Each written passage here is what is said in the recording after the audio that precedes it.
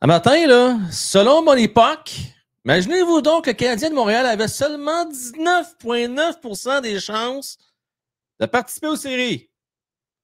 Sont-ils dans le champ? On en parle ce soir, c'est le show sur la passerelle.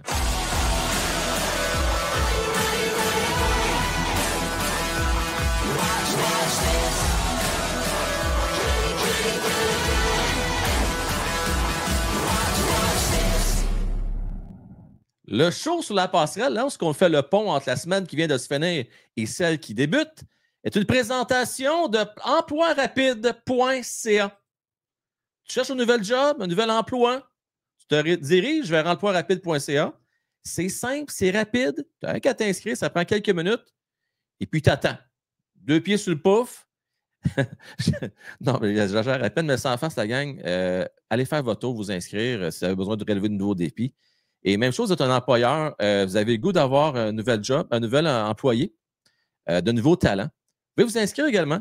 Vous allez avoir accès à une banque de relève pour vous aider dans tous les défis que vous voulez relever dans votre entreprise. Vous avez le goût de voir un bon match, prendre une bonne bière avec des amis, famille, collègues, peut-être avec votre nouvel employeur, vos nouveaux collègues de travail, qui sait? Vous avez le goût d'une bonne bouffe? Pourquoi pas aller du côté Trois Brasseurs? Gang, d'ailleurs, on va être là ce 18 janvier prochain. Une belle vibe qui va se dégager de ça, je suis certain, parce que le Canadien de Montréal, on va surprendre encore une fois le monde du hockey. Je suis convaincu de ça, moi. Convaincu. Donc, allez faire un tour. Je suis Canadien, mais peu importe votre équipe préférée, allez faire votre tour parce qu'il y en a un peu partout. Hein, les Trois Brasseurs, il y en a en Ontario également. Que ce soit, peu importe l'équipe, vos allégeances, là, moi, je ne vais pas porter de jugement, n'est-ce pas? L'important, là, c'est que vous regardiez du bon hockey, la gang. C'est ce qu'on vous souhaite aux Trois Brasseurs. Vous avez une maison à vendre ou acheter dans la grande région de Gatineau? Là, vous allez arrêter de niaiser. Là. Il faut contacter le courtier numéro 1 au Canada. Rien de moins. jimmyarsenault.com, c'est le site sur lequel vous allez avoir toutes les informations sur notre courtier numéro 1 préféré, Jimmy Arsenault. Gang, c'est le fun de suivre le hockey ces temps-ci. Je ne sais pas ce que vous en pensez, là, mais c'est vraiment, vraiment intéressant. Et je parlais tantôt de mon époque. C'est un excellent site que je ne suis pas payé pour dire ça. Là, je le pense pour vrai. Je trouve ça super le fun. Ça amène de voir les chiffres autrement. Puis, je regardais leur site aujourd'hui. Et puis, je voyais ça, 19,9% des chances. Ça, c'était ce matin. Là, c'est sûr que ça va être mis, ça, c'est mis à jour à chaque jour. Demain, ça va peut-être être 12% parce que là, depuis ce temps-là, ben, Ottawa a gagné, Détroit a gagné. Prenez ça avec un grain de sel. Mais je vous explique quand même comment ça fonctionne, juste que vous puissiez faire votre propre idée. Dans le fond, ce que le site fait, ils font au-dessus d'une 100 000 simulations de rencontres. OK? Fait qu'ils en font des simulations. Ils regardent l'équipe, est-ce qu'elle reçoit, est-ce qu'elle joue à l'extérieur, est-ce que c'est un deuxième match en 24 heures, puis plein de paramètres, OK, qui sont rentrés dans leur système. On regarde aussi le nombre de tirs accordés, le nombre de tirs réalisés, les gardiens de but. En tout cas, on regarde aussi les chances de marquer de part et d'autre. On regarde la qualité de l'adversaire que l'équipe va affronter. Fait que moi, pourquoi je vous dis de prendre ça avec un grain de sel, cette statistique-là de 19,9%, une chance sur 5 si vous préférez, 20%, c'est que le Canadien de Montréal là, sont 8 victoires dans leurs 10 derniers matchs, mais ce n'est pas en affrontant des équipes inférieures à elles. C'est toutes des équipes qui, sur papier, sont de loin supérieures au Canadien de Montréal. Et pourtant, leurs 2 défaites, c'est contre des équipes de même niveau ou inférieur, comme le Blue Jackets de Columbus. Donc, pour cette raison-là, moi, je vous dis, c'est un bon indicateur. Ça démontre que le Canadien de Montréal va avoir de l'adversité. Ça ne sera pas facile. Mais moi, je pense que les chances canadiens sont pas mal bonnes. Mais il y a une affaire qu'il faut se dire, c'est que les Canadiens ne sont pas tout seuls dans cette course-là. Et ce que je vais vous demander de faire ce soir, ou ce matin, ou ce midi, peu importe si vous l'écoutez en rediffusion le jour même ou dans les prochains jours, dites-moi, selon vous, qui sont les 2 équipes qui vont être le plus coriace dans les prochaines semaines. Les 2 équipes qui ont le plus de chances de faire les séries parmi ces 9 équipes-là. Bon, je m'attends à ce que vous me dites que le Canadien va faire partie de ces 2 équipes-là. Mais juste pour le fun, vous pouvez me dire Canadien, mais donnez-moi 2 autres aussi, équipes qui, en principe, devraient se qualifier. Puis pour vous aider, je vais vous mettre à l'écran les joueurs, en fait. Pas les joueurs, mais les équipes. Alors, on y va. Il y a... tu sais, je mets les Sabres de Buffalo, là, mais on s'entend, ils ne seront pas là. Fait qu'on va se concentrer sur les 9 premières équipes. Les Bruins de Boston, qui sont premiers actuellement, dans les équipes repêchées, je vais le préciser. Là. Parce que pour ceux qui ne sont pas au courant comment ça fonctionne, les séries dans la Ligue nationale, tu as 2 conférences, la conférence de l'Est et la conférence de l'Ouest. Et puis, le Canadien est dans la conférence de l'Est. La façon la plus simple d'accéder aux séries, c'est de terminer dans les 3 premières régulières divisions. Mais on sait, ça ne sera pas une mince tâche, parce qu'il faudrait devancer Tampa Bay, Toronto et Panthers. Ça va être pas mal difficile, OK? Concentrons-nous sur les meilleurs deuxièmes ou, si vous préférez, le 4e as, le wild card, peu importe. C'est 2 équipes qui sont repêchées, qui ne sont pas parmi les 3 premières de leur division, parce qu'il y a 2 divisions par conférence. Alors, présentement, on voit Boston qui sont premiers à 47 points, mais 3 matchs en main sur le Canadien de Montréal. Donc, le Canadien, ce que ça veut dire, c'est que s'il gagne 2 de ces 3 matchs-là en main, devance les Bruins de Boston. Mais là, il va y avoir un gros défi. Là, parce que si vous regardez là, les chiffres en avant, là, on a Columbus qui sont devant le Canadien à 46 points avec un match en main. Par contre, tu as Sénateur d'Ottawa qui a le même nombre de matchs de jouer, mais 1 point de plus. Vous avez Red Wings qui sont à égalité avec le même nombre de matchs, mais les Red Wings sont en feu. Ils ont 7 victoires dans leurs 7 derniers matchs. Columbus, en passant, 4 victoires dans leurs 4 derniers matchs.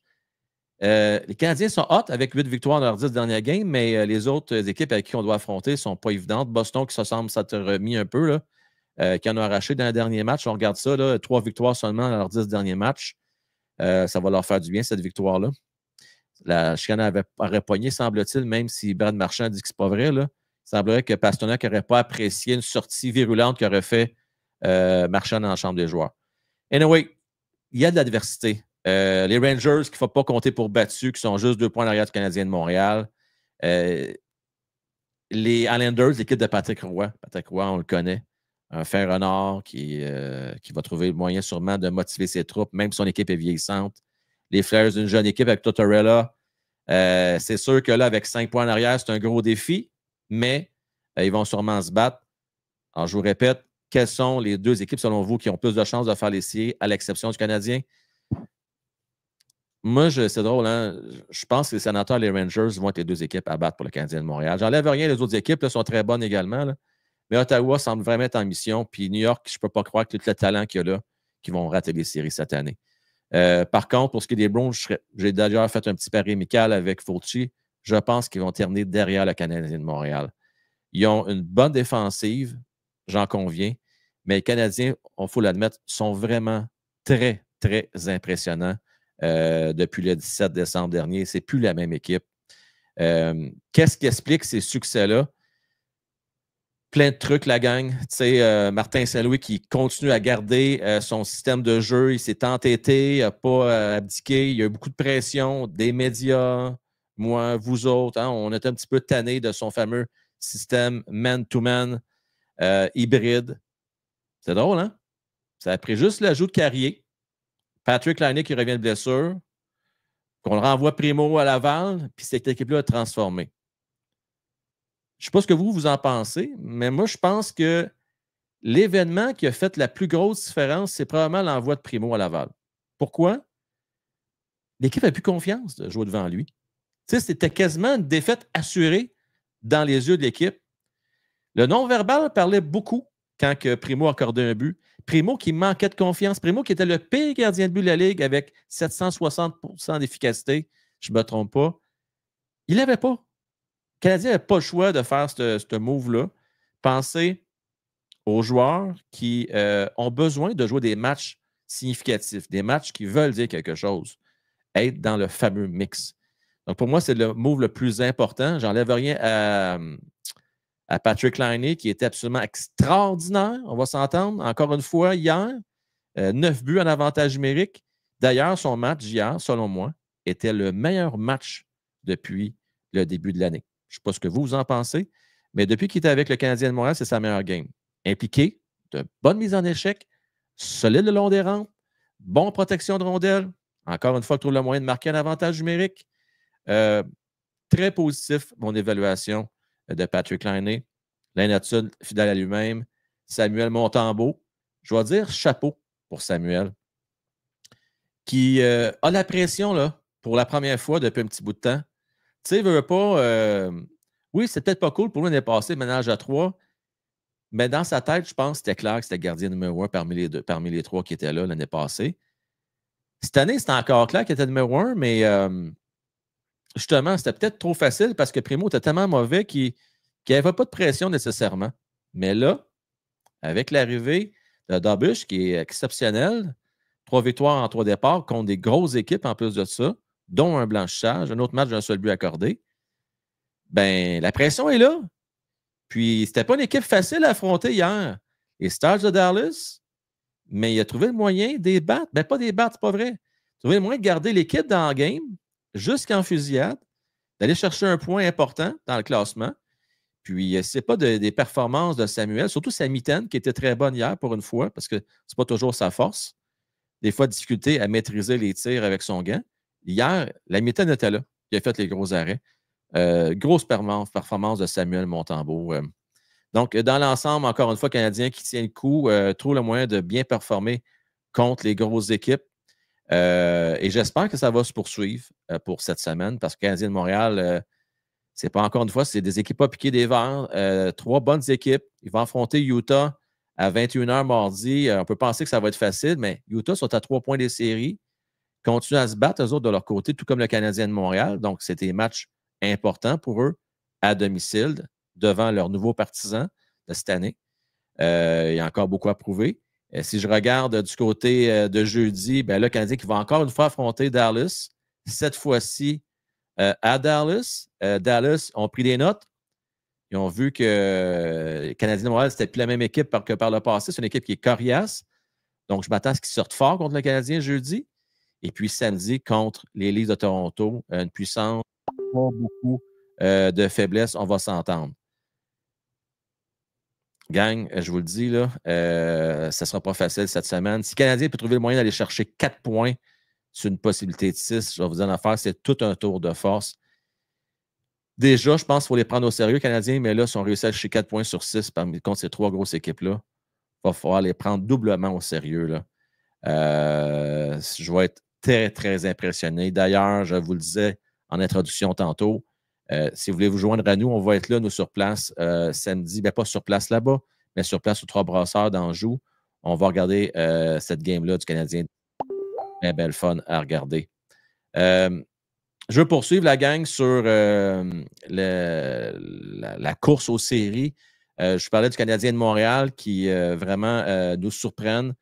Il ne faut pas négliger Détroit. Détroit qui avait une mauvaise séquence, mais là, avec ces 7 victoires-là, reviennent dans le coup. Il va falloir vraiment.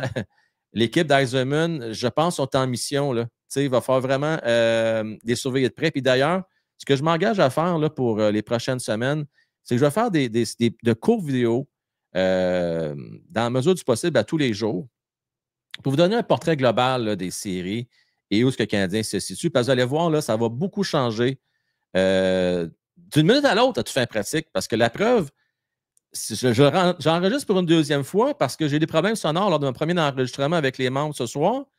Puis, au moment où j'enregistrais, les sénateurs qui ont gagné contre les Stars, donc ça a changé le classement. Fait que tant qu'à faire, je vais refaire la vidéo une deuxième fois.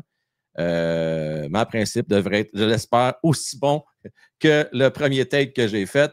Si vous voulez comparer, je vous invite à devenir membre de la zone des fans et plus, du vestiaire des pros et plus, puis vous pourrez juger par vous autres mêmes si j'ai les mêmes affaires. Donc, moi, ce que je pourrais résumer en terminant pour ce qui est des séries, la course aux séries, ce qui est vraiment agréable cette année, c'est pour une fois, là, moi, je ne me connecte pas sur Puckpedia voir les chances que les Canadiens de Montréal ont d'accéder au boulier ou les chances qu'ils ont d'avoir un choix top 3 ou top 5 pour le prochain repêchage. pour une fois, je regarde les chances que le Canadien a de faire les séries. Et ça fait du bien. Vraiment. Êtes-vous d'accord avec les stats de mon époque? Vous autres, une chance sur 5? Trouvez-vous que ça a du bon sens? Pensez-vous que les chances du Canadien de Montréal sont supérieures à celles-là d'accéder aux séries? Maintenant, parlons des jeunes. Parce qu'il y a du positif en cibole à dire pour notre relève. Rocket a gagné. Début de Owen Beck, Joshua Roy. Roy et Logan Mailloux qui sont invités au match des étoiles. Malgré le fait que c'est plus difficile pour Logan Mailloux, il a quand même été invité. Ça se prend bien. Que dire de Michael Age? Une recrue, seulement 19 ans, des plus jeunes dans la NCAA. 24 points. 24 points en 19 parties. C'est une affaire. Peut-être le prochain vol après celui de Lane Hudson. Je ne vais pas partir en peur. Je ne dirais pas qu'il Lane Hudson, là, et puis c'est Slav qui dit lui-même, hein, aurait pu être un choix numéro 1 à l'encan 2022. Il disait en joke, mais je pense qu'il n'y a pas tort. Je pense qu'il dit la vérité. C'est peut-être le plus grand vol qu'on n'aura jamais vu dans le monde du hockey. Bon, OK, j'exagère, je m'enflamme. OK, peut-être pas le plus grand vol, il y en a eu d'autres, c'est vrai. Le plus grand vol de 2022. On va tous s'entendre là-dessus? Ouais, OK. Des fois, je me laisse emporter. Là, je suis bien excité par Lane Hudson. D'ailleurs, 30 points. Il atteint le plateau des 1000 minutes de jouer depuis le début de la saison. Je me pose la question des fois, vas-tu garder le même rythme jusqu'à la fin de l'année? Quand tu joues à NCAA, quarantaine de matchs par année, on est loin du compte, hein, Ligue nationale de hockey. Beaucoup de voyagements à faire. Canadien de Montréal, qui est une des équipes les plus hypothéquées depuis le début de la saison, qui a à faire beaucoup de millages. Il ramasse en masse des air miles depuis le début de l'année. Pas habitué à ça, lui-là, Michael Age, de se promener autant. Là. Absolument, il reste pas mal dans la région de Boston, à part des tournois, des grands événements. Il ne se promène pas autant. Non, pour l'instant, en tout cas, il garde le fort, fait le travail. L'espoir est rose, gang. L'espoir est très prometteur. Puis si je reviens à Michael Age, ben, tu sais, d'ailleurs, je vous invite à regarder la vidéo. Il y a un super bon vidéo qu'on fait, PO, Cédric et Julien, qui est disponible. Allez voir dans la section vidéo, vous allez le voir. On parle de Michael Age et Jacob Fowler. Hein, et puis, ils pensent aux autres aussi que c'est peut-être un grand vol que les Canadiens ont fait, là, de réussir à mettre la main sur un centre qui pourrait peut-être, je dis bien peut-être, se rapprocher d'un équivalent de Nick Suzuki. Donc, allez voir ça. Vous ferez votre propre idée également de ce que des pronostics et puis des prévisions que font nos chers amis des jeunes loups. Demidov, la gang, malheureusement, là, a été mis sur le troisième trio. C'est un peu compliqué. Hein? Ils sont durs à suivre là, du côté de la KHL et le SKA. Est-ce qu'on veut essayer de jouer dans la tête à Ivan? Je ne sais pas trop. Je ne comprends pas.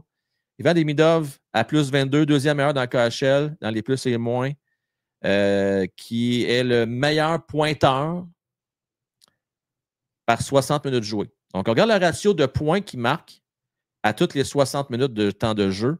Il est le meilleur dans le KHL. Gang, excusez-le. Mais on a un joyau qui s'en vient l'année prochaine à Montréal. Là. On a de quoi se réjouir. Là. Il y a certains qui se posent des questions. Frank, on ne devrait pas attendre encore le KHL. C'est pas une nationale. Vous avez raison, c'est pas une nationale. Mais quand tu as des meilleurs stats que des Kucherov, des grands joueurs qui ont joué dans l'histoire de la KHL, qui sont maintenant dans la nationale de hockey, des Kaprizov et compagnie, on a le droit de se réjouir à un moment donné. Là. On a le droit d'être content. Là. C'est exceptionnel ce qu'il est en train de faire là. Avec très peu de temps de jeu. Écoutez, depuis le début de la saison, la moitié de ces games qu'il a joués, c'est en bas d'11 minutes par match. Donne-toi une idée? Donc, on a la chance d'avoir un Ivan Demidov qui va faire l'équipe avec l'année prochaine avec le Canadien de Montréal. D'ailleurs, vous irez voir une autre vidéo qui a été rendue disponible samedi. Il envisage. Je ne vais pas dire que ça va se faire, là. Okay? Comprenez-moi bien. Les gars ont parlé, entre autres, de advenant que Dax ne soit pas une solution comme deuxième centre à Montréal. Est-ce qu'on pourrait envisager de tenter l'expérience avec un Demidov? Moi, je vais vous dire tout de suite, moi, je ne veux rien savoir de ça. Mais est-ce qu'on va l'essayer? Est-ce qu'on va être tenté d'essayer ça du côté du Canadien de Montréal? À suivre. On a parlé d'Emidov. On a parlé également de Michael H qui va très, très bien. Là, la question qu'il faut se poser, on a fait j'ai fait une vidéo sur Jake Evans un peu plus tôt la semaine passée. Il y a Dvorak qui va probablement être transigé. Moi, la question que je me pose, c'est est-ce qu'on va aller chercher un joueur de centre d'expérience pour remplacer un ou deux de ces joueurs de centre-là? Ou bien on va tenter l'expérience avec soit Condotta ou, moi, ça ne m'excite pas, hein, ou Owen Beck, qui a marqué son 8e but. Vous en pensez quoi? Owen Beck qui est excellent au cercle des mises en jeu, très bon sur le 200 pieds. Je pense que ça pourrait être une très belle expérience, moi, comme 4e centre pour terminer la saison. Tu sais, des fois, là, ça peut être tentant, c'est sûr, pour Kent Hughes de dire je vais aller chercher un vétéran, puis on va montrer aux gars qu'on veut se rendre jusqu'au bout, puis faire les séries, puis tout ça. OK, mais imaginez l'importance pour le développement d'un Winbeck de l'amener à Montréal, comme on l'a fait en 86 quand on a gagné la Coupe Stanley. Gang, ne jamais sous-estimer l'énergie que peut influer l'arrivée d'un jeune recrue qu'on veut faire grandir notre organisation. Là, on a Dobus qui s'est amené à Montréal cette année, qui fait très bien. On a Emil Hanemann qui fait super bien à Montréal cette année. Joshua Roy l'a essayé, mais je ne suis pas sûr, moi, si ça va marcher. Pour cette année, disons. Peut-être que ça va falloir être plus patient dans son cas à lui. Mais Owen Beck, moi, j'aurais le goût d'essayer l'expérience. Vous en pensez quoi? Dites-moi votre opinion là-dessus. On va suivre de près les matchs, bien entendu, cette semaine. On va regarder, bien entendu, le match de mardi contre Utah. On va regarder la game jeudi contre les Stars et vendredi contre Toronto. Ne manquez pas ça. Demain, lundi, ça va être le forum, comme l'habitude. Francis devrait être retour parmi nous. Ben hâte de le retrouver. Il nous a manqué notre Francis. Et puis, c'est pas déjà fait, la gang. S'il vous plaît, mettez votre pouce. Abonnez-vous. On est tout près d'atteindre le 10 000 abonnés. Il en manque, c'est 120. Je ne me trompe pas. Je n'ai pas perdu le décompte. Si on peut atteindre ça d'ici une semaine ou deux, là, ça va être casé. On va avoir nos 10 000. Puis je vais préparer un super show de 24 heures qui va probablement être fait pendant la date limite des transactions, le 7 mars prochain. Ou peut-être pendant le tournoi des 4 nations, on verra. Je vais essayer de trouver le bon créneau là, pour qu'on puisse avoir beaucoup de contenu hockey pour vous autres. On va sûrement faire du gaming, mais on va faire aussi des descriptions de rencontres, de matchs. On va faire également, on va faire un break de 4. Ça fait longtemps qu'on n'a pas fait un. On va passer un modus de beau 24 heures ensemble. Je vous dis à tous de passer une belle soirée. Merci à tous pour votre support. Toujours très apprécié. Et puis, on va se revoir pas plus tard que lundi 13 janvier dès 20h. Je vous dis à tous une super belle soirée ou bonne journée. Ciao, bye.